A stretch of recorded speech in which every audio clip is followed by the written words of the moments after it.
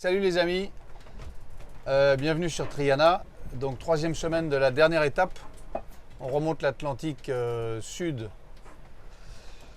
Cette semaine n'a pas été venteuse, c'est le moins qu'on puisse dire. Éole avait disparu puisqu'on est resté près de 9 jours dans une zone de grand calme au large de Rio de Janeiro.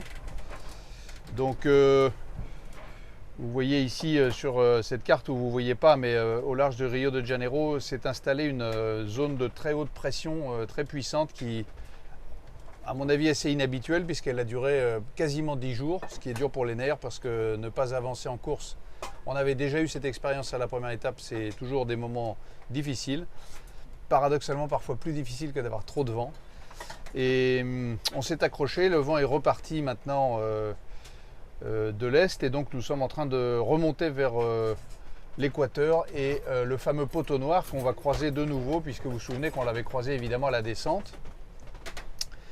Cette étape donc qui sur le papier était une étape facile au sens pas la mer et les océans déchaînés du sud, s'avère une étape complexe et difficile maritimement puisqu'on a des tout petits airs, plutôt une allure de près puisque là nous sommes en train de gîter pour remonter le vent et une étape qui va être sans doute très longue puisque on estime maintenant entre 45 et 50 jours pour arriver à Southampton et boucler ce fameux tour du monde.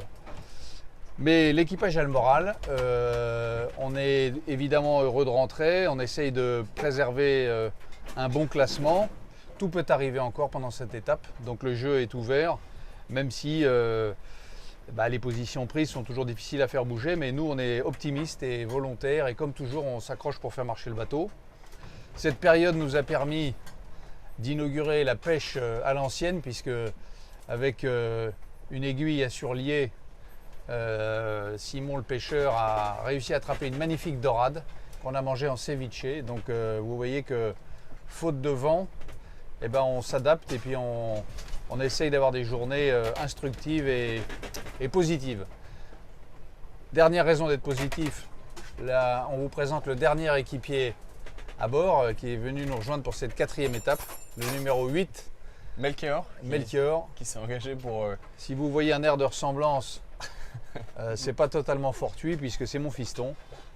Et qui s'est engagé pour 42 jours et qui va voir son séjour se prolonger d'au moins une semaine. Et donc avec le plus grand sourire qui rejoint l'équipage de Triana. Salut, à la semaine prochaine. Salut.